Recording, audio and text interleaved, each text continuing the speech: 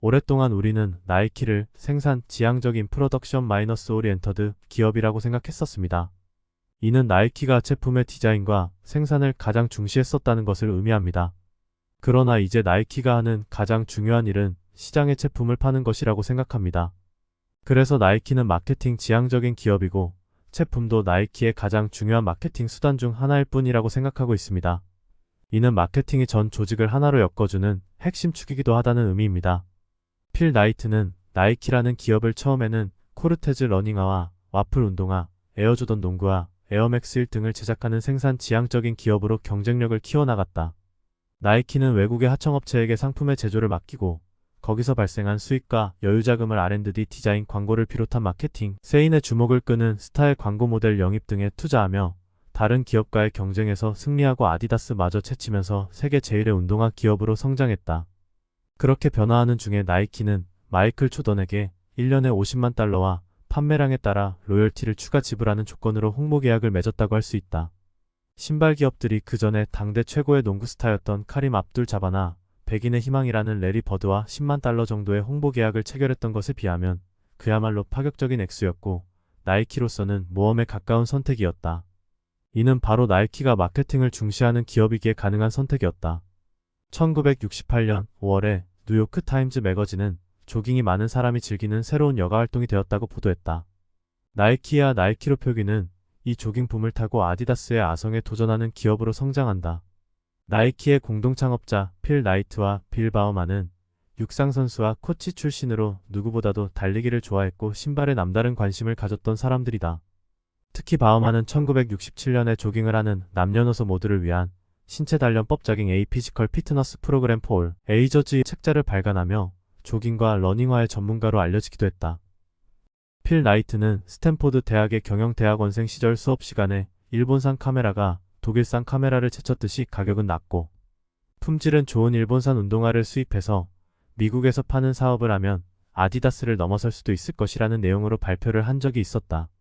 조깅이 유행하면서 미국 시민들은 그저 값싸기만 했던 운동화에 40에서 50달러를 기꺼이 지불하기 시작했다. 운동선수들에게만 한때 알려졌던 아디다스, 나이키, 퓨마, 뉴발란스 등 유럽과 미국의 신발 업체들이 유명 기업이 되었다. 신발 기업들은 치열한 경쟁에서 이기기 위해 발병 전문의 피와 운동생리학자 엑서사이즈까지 동원하며 제품을 개선해서 운동화를 출시했다. 1차 대전이 끝난 후 세계 운동화 시장을 주름잡던 독일의 다슬러 데슬러 가문은 2차 대전 무렵에 불거진 형제간의 불화로 1948년에 아디다스와 퓨마로 분리되었다.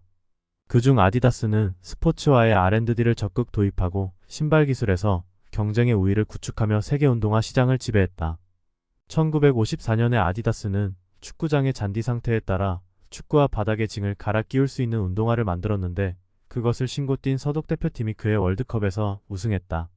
이를 통해 아디다스는 최고의 운동화 기업으로 명성을 다시 한번 확인했다. 나중에는 축구 선수들이 시합 중에 공을 차는 시간보다 뛰는 시간이 훨씬 많다는 것에 착안해서 아디다스는 단거리 육상화의 밑창을 축구화에 적용해서 초경량의 축구화를 디자인하기도 했다. 일부의 연구자는 신발 산업에서 기술이 중시되는 특성상 후발주자의 진입이 쉽지 않다고 하지만 오히려 개별 기업이 독점하고 있는 일부 핵심 기술을 제외하고는 전반적으로 기술의 난도가 높지 않은 관계로 기술 측면에서도 후발주자의 진입이 용이한 산업이 신발 산업이다.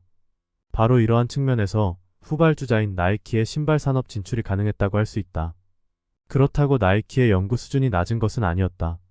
특히 바우만은 오레곤 대학 육상팀의 코치로 있을 때부터 선수들의 기록을 향상시키기 위해서 러닝화는 내구성이 있으면서 가볍고 편안해야 한다는 지론을 갖고 있었다.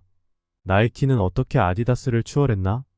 자신이 지도하는 선수들이 신던 러닝화를 몰래 가져다가 조금이라도 가볍게 만드는 연구를 하며 신발을 직접 수선해서 선수들에게 돌려주면서 경기에 신고 나가게 했다.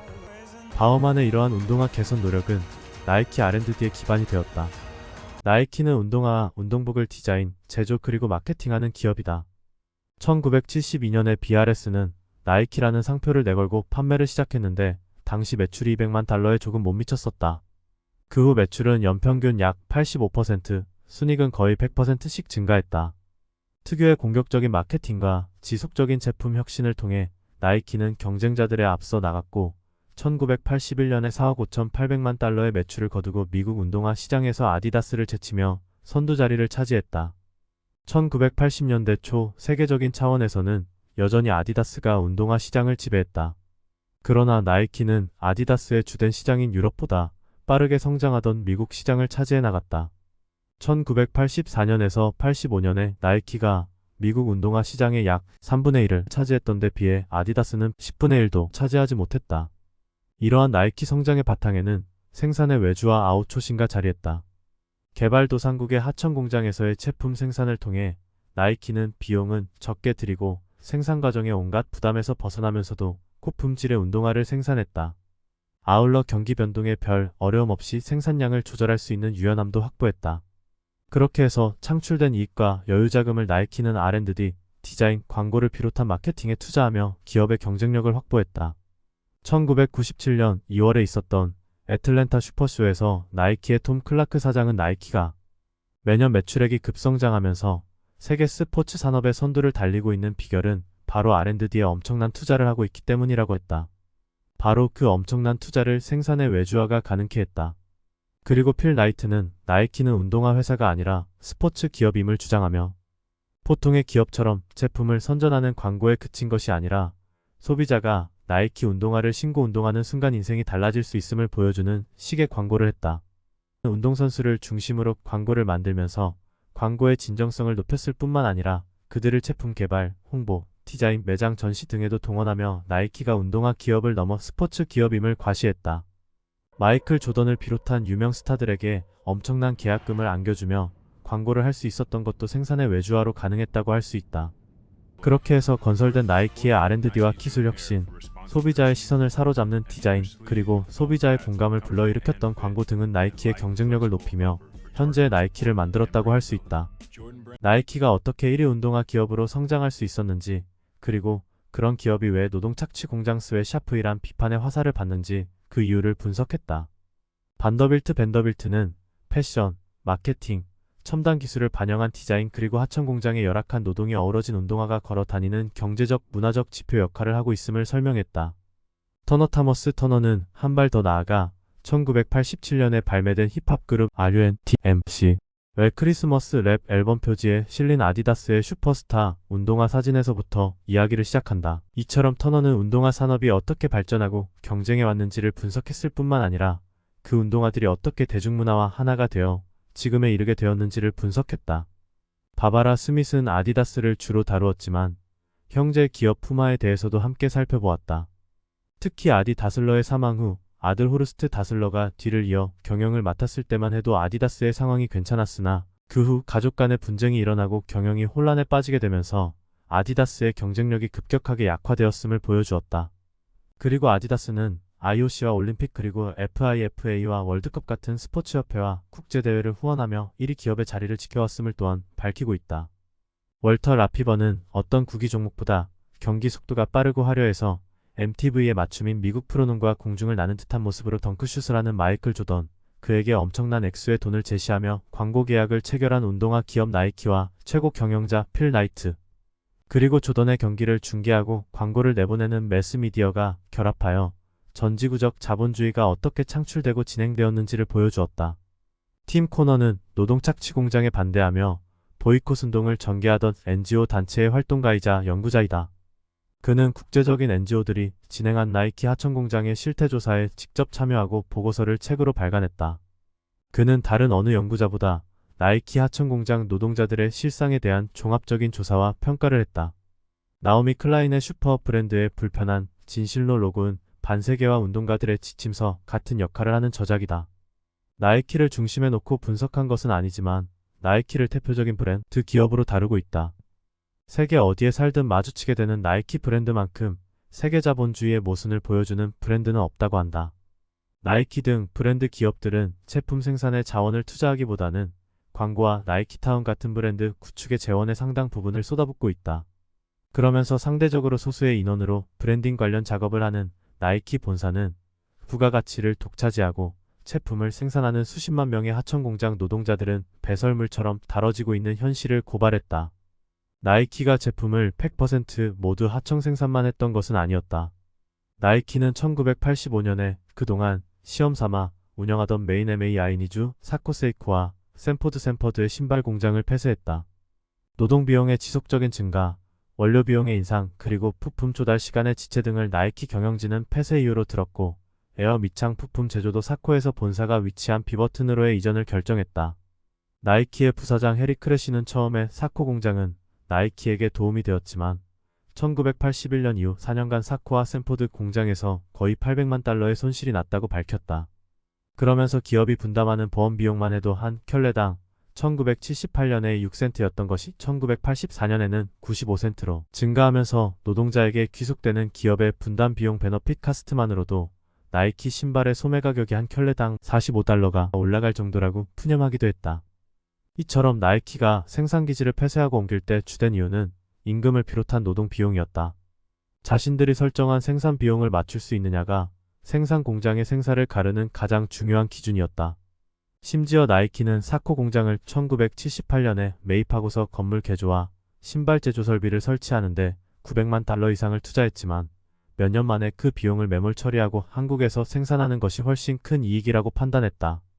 또 향후 한국과 대만의 임금도 오를 것에 대비해서 나이키는 중국에서의 생산을 진작부터 계획하기 시작했다. 이처럼 나이키는 항시 비용이 적게 드는 생산지를 찾았다. 특정 나라나 공장에서의 비용이 나이키가 설정한 비용 범위를 벗어났다 싶으면 이를 상쇄할 정도의 생산 증가가 있든가 아니면 나이키는 다른 곳을 찾았다. 1992년에 나이키는 약 40곳의 공장과 운동화의 하청 생산 계약을 맺고 있었는데 나이키의 규모가 커지고 주물량이 늘어나면서 하청 공장의 수가 늘어나기만 한 것이 아니라 지난 5년간 20곳 공장과의 관계가 끝났고 또 다른 35곳 공장과의 계약을 새로이 시작하면서 40곳이 된 것이었다. 1988년에 나이키 신발의 68%가 한국에서 생산되었지만 1992년에는 그 비중이 42%로 급격하게 줄어들었다. 이는 나이키가 한국에서의 생산이 줄어든 만큼의 물량을 임금이 저렴한 중국과 인도네시아로 옮겼기 때문이었다. 따라서 중국과 동남아시아의 나라들은 같은 기간에 나이키의 신발 중 10% 미만에서 44%로 생산을 증가시켰다. 신발기업 트랙스타의 권동칠 대표는 전에 한국에서 중국으로 생산기지를 옮긴 이유에 대해 말을 한 적이 있는데 그 이유가 나이키의 경우와 동일했다. 1994년 당시 부산 공장 근로자 수가 800명이었는데 1인당 월급이 140만 원이었다. 반면 중국 근로자의 월급은 80달러 약 89,000원이었다. 회사를 키우기 위해 중국으로 갈 이유는 분명했다. 중국 공장으로 이전 후 수출은 9천만 달러 약 1,000억 원에서 1억 5천만 달러 약 1,600억 원로 증가했다. 이처럼 한국의 임금이 오르자 나이키는 한국의 하청 공장을 인도네시아와 중국으로 이전했다. 그런데 일본에서 한국으로 왔던 방식과 달리 나이키는 중국과 동남아시아로 생산기지를 이전할 때는 현지의 하청업체를 구한 것이 아니라 한국과 대만의 하청업자들에게 공장 이전을 요구했다. 임금도 중요하지만 좋은 품질의 운동화를 생산하고 납기를 지키는 것 또한 중요했기에 나이키로서는 합리적 선택이었다. 나이키의 생산 관리는 단순하고 일방적이었다. 나이키는 자사 제품을 생산하는 하청업체가 생산 과정 전체에 대한 부담을 지게 하면서도 이익은 조금만 보장해 주었다. 그에 비해 나이키는 생산 과정의 부담을 전혀 지지 않으면서도 생산 과정, 유통과 판매 등에서 나오는 수익 대부분을 전유했고 마케팅과 R&D와 디자인에 자원을 집중했다. 그리고 가격, 품질 그리고 납기일 등의 기준을 제시하고 만약 하청업체가 그 기준을 충족시키지 못하면 언제든지 나이키는 계약을 종결하고 다른 하청업체, 심지어는 다른 나라의 하청업체에게 생산을 맡겼다. 나이키와의 관계에서 약자 위치인 하청업체는 나이키와 맺은 불리한 계약 조건을 바꾸지 못하고 오로지 하청 공장의 노동자들만을 쥐어짜게 된다. 일자리보다 일자리를 찾는 사람들이 훨씬 많고 하청 공장보다 더 나은 일자리를 찾기도 힘든 인도네시아와 중국, 그리고 전에는 한국에서 하청업자와 그 관리자들은 노동자에게 생활임금에도 못 미치는 임금을 지급하고 생산 물량과 제품의 질 모두 기준 이상이어야 한다고 윽박지르고 납기일이 다가오면 장시간의 잔업 등을 강제했다. 그리고 그러한 관리를 기꺼이 받아들일 생각과 의지가 없는 노동자들은 바로 해고했다. 그 이외에도 소비자들의 취향이 변해서 기존 제품의 생산을 중단해야 할 때도 판매가 부진한 제품을 단종시킬 때도 나이키는 하청업자에게 떠넘기기만 하면 그만이었다. 나이키가 한국과 대만에서 중국과 동남아시아로 공급처를 바꾼 것은 노동 비용만이 문제가 아니었다. 제품의 질과 납기일 준수와 같은 하청기업의 신용도 신경을 썼다. 그를 위해 나이키는 같이 사업을 해봤고 믿을 수 있는 한국과 대만의 기존 하청업자에게 공장의 재배치를 권유했다. 나이키는 하청업체에게 향후 우리가 당신 공장에 얼마만큼의 양을 몇 년 동안 주문을 할 계획이라는 것을 알려준다. 이러한 보장을 받고 한국과 대만의 하청업체들은 중국과 동남아시아로 공장을 옮겼다. 아울러 공장의 경영 방식도 함께 가져갔다. 1954년 서독 대표팀이 아디다스 축구화를 신고 월드컵에서 우승하면서 아디다스는 축구화 부문에서 독보적 위치를 차지했고 그 후 육상화로 시장을 확대해 나아갔다. 그리고 1960년대까지 미국 농구화 시장을 지배했던 것은 컨버스 캠퍼스의 직물제 캠퍼스 농구화였는데 1960년대 말에 아디다스는 가죽 농구화를 내놓으면서 미국 농구화 시장에 진입했다. 1968년 대학 농구 결승전에서 양팀 선수의 절반 정도가 아디다스 농구화를 신었고 1969년에는 보스턴 셀틱스 선수들이 아디다스의 슈퍼스타 신발을 신고 우승도 했다. 그리고 전 세계에 중계된 멕시코 올림픽에서는 참가 선수의 80%가 아디다스 운동화를 신었다. 이처럼 유명세를 타며 아디다스는 세계 운동화 시장을 지배했다. 나이키는 1973년에 코르테즈를 다시 새롭게 출시하면서 먼 거리를 달려도 마모가 덜 되는 플러그를 뒷굽에 장착했습니다. 가장 편안하고 멋있는 3종의 가피 무드질한 가죽, 나일론 또는 부드러운 가죽 스웨이드 중에서 선택하실 수 있습니다.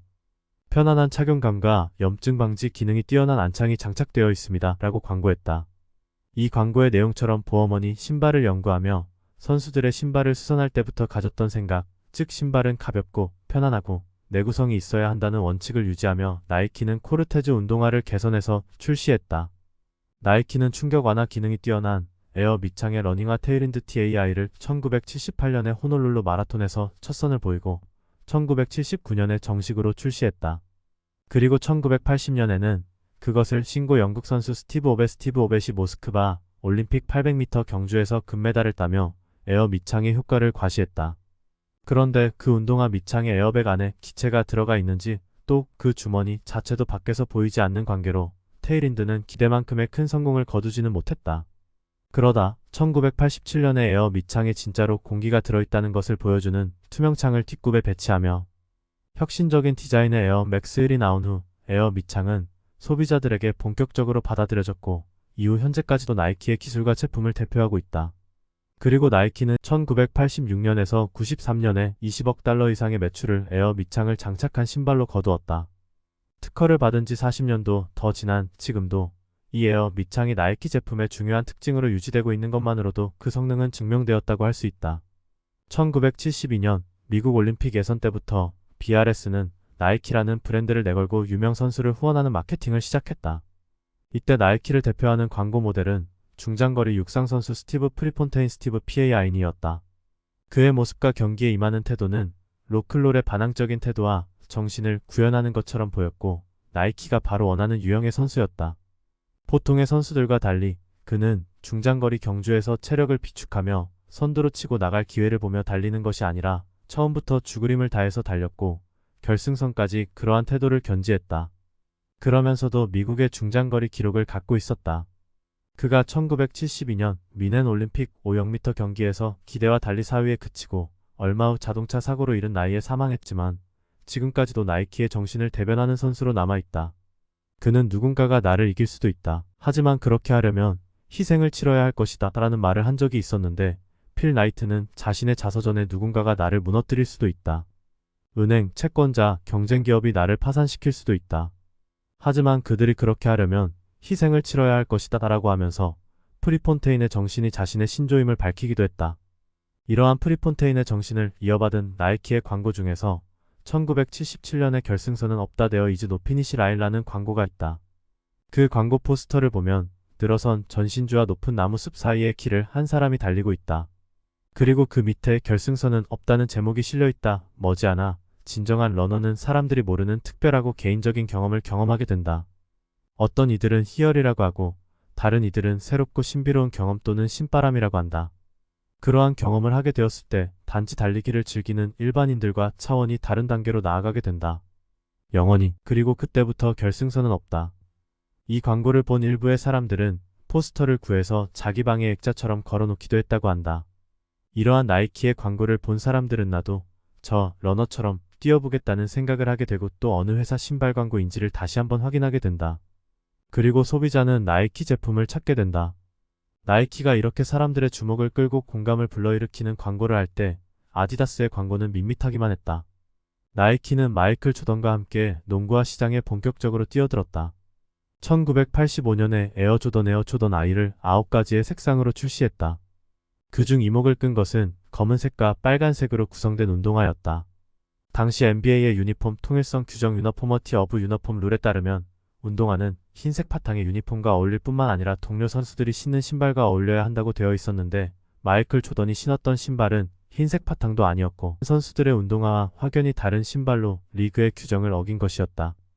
NBA 사무국이 그 신발을 신지 못하게 하고 만약 그 운동화를 신고 경기에 나서면 벌금을 물리겠다고 하자 마케팅에 예민했던 나이키는 오히려 이를 홍보 기회로 삼아 NBA에 의해 금지당한 밴드이란 광고를 선보였다.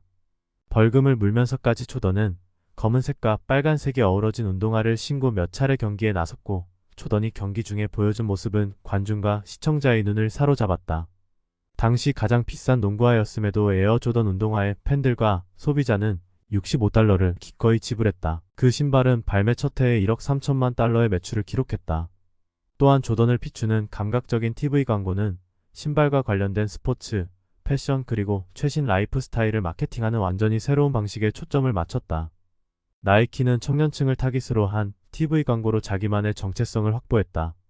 나이키는 영화 감독 스파이크 리를 기용해서 만든 광고에서 주인공 블랙 몬블레크먼은 조던의 운동 능력에서 신체적, 문화적 또는 생물학적 특성 중 어느 것이 중요한 역할을 했는지를 궁금해한다. 조던이 체육관에서 보낸 수많은 시간과 훈련인가? 그가 입고 있는 헐렁한 유니폼 바지인가? 조던이 신고 뛰는 나이키 운동화인가? 아니면 그의 상징과도 같은 공중을 나는 듯한 덩크슛을 가능하게 한 신이 주신 특별한 능력인가? 이에 블랙몬은 나이키 운동화를 신고서 덩크슛을 할 수 있게 된 것이라고 결론을 내린다. 바로 이러한 신발 때문이지. 이츠 가터 피더 슈즈. 같은 광고를 통해 나이키는 도시적이고 세련된 그리고 젊은 고객들을 붙잡을 수 있었다. 나이키는 에어 밑창이라는 혁신적 기능에 근거해서 에어 조던이라는 나이키만의 독특한 제품 체계를 구성했다. 그리고 제품 체계가 구성되면 광고를 비롯한 이후의 모든 마케팅 활동이 이 제품 체계를 중심으로 이루어졌다. 그렇기에 기능적 혁신은 이 모든 것의 출발점이 되었다. 그 제품의 기반에서 제작되고 방영된 에어 조던 광고에서 점프해서 공중을 나는 듯한 조던의 모습은 광고를 보는 사람으로 하여금 자신도 그 신발을 신으면 날 것 같은 느낌을 갖게 했다. 바로 에어 밑창이 지향하는 기능이다. 이렇게 에어 조던 광고는 광고주가 소비자들에게 보여주고 싶어하는 신발의 기능과 이미지를 마이클 조던이라는 광고 모델을 통해 구현했다. 그리고 나이키는 에어 조던 농구화와 마이클 조던의 홍보를 통해 완전히 농구화 시장을 장악했고 더 나아가 세계 운동화 시장을 석권했다. 나이키의 역사와 나이키에 대해 자세하게 한번 알아보았습니다. 구독과 좋아요는 영상 제작에 큰 힘이 됩니다. 시청해주셔서 감사합니다.